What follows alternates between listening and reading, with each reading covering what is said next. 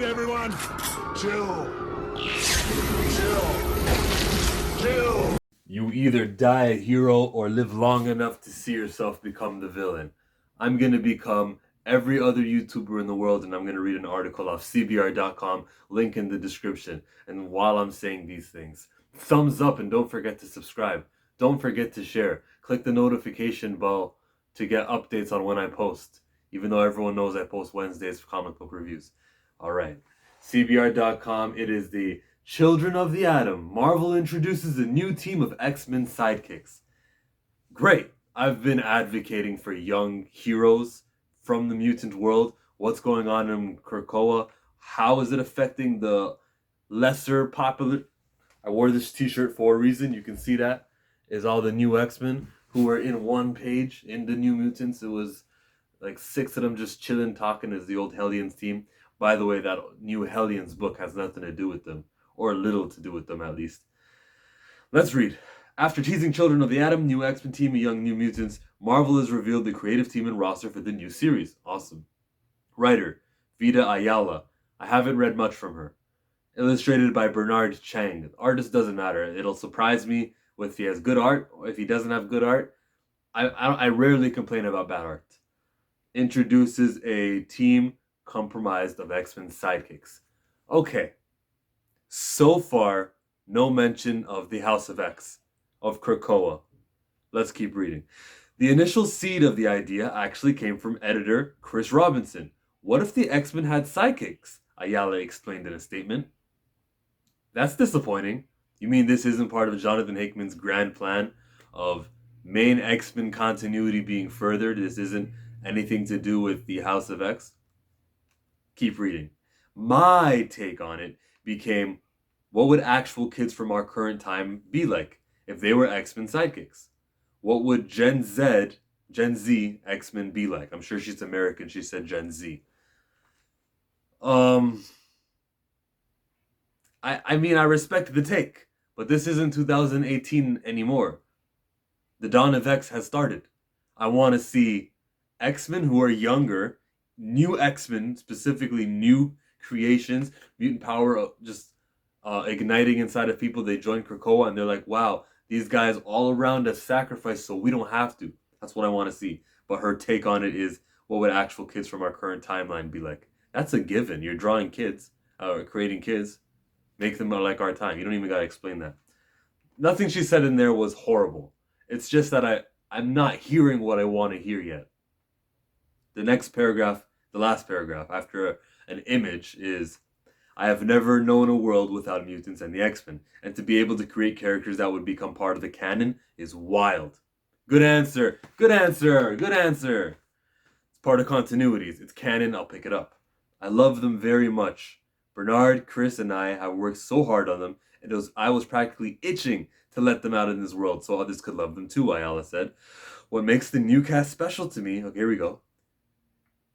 I lost my spot. What makes the new cast special to me is that they are reflective of a lot of people I know who look up to the X-Men stand for. That means they're not going to be just white people. Let's be real. And have taken it upon themselves to further those ideals. That means we're going to have a gay character. These kids are exactly the kids who, in real life, have posters of Storm and Wolverine in their rooms.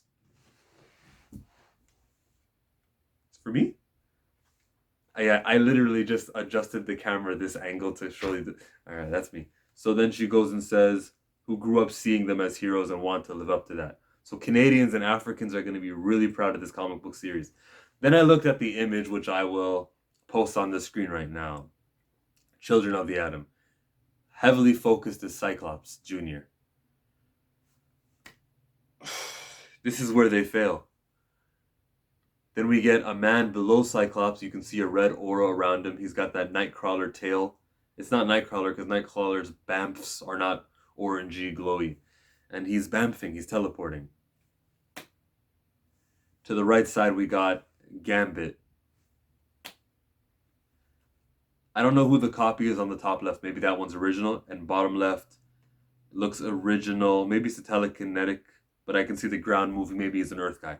But for 3 out of 5, I can say that they're not original characters. They're copycats. They're clones. They are failed attempts.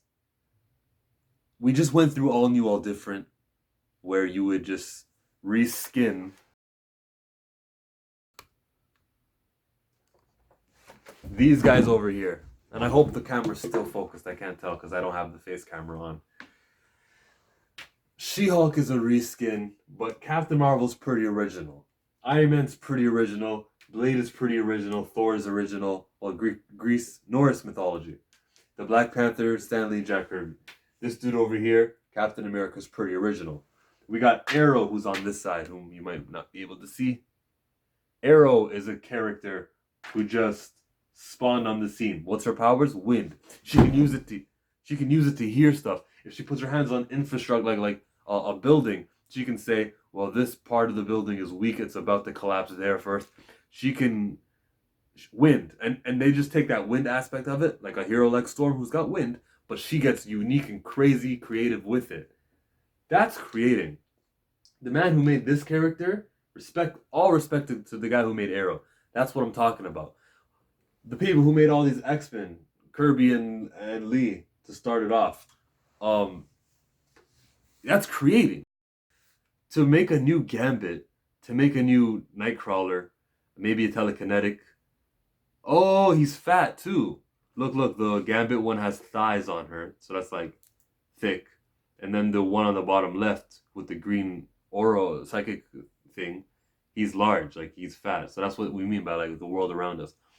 Personally, superheroes shouldn't come in all shapes and sizes. They could, it's superheroes, it's fake, right? It depends on your power, but if you're going to be fighting, surviving, I need you to have stamina. You probably should have an athletic build, if anything. So this guy's got muscles, but also with fat. This is coming from me, obviously, who's like a fatty, kind of tubby, a little bit tubby.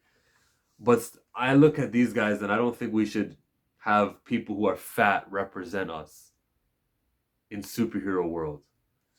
I don't think it's admirable to be fat. I think it's something that, this fat shaming. I've never been like, oh, that's fat shaming. It's like, nah, people who are large, they're a higher risk of fucking everything.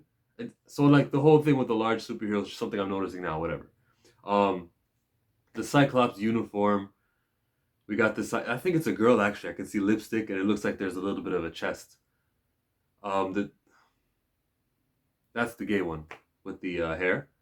The remake of these characters is pathetic.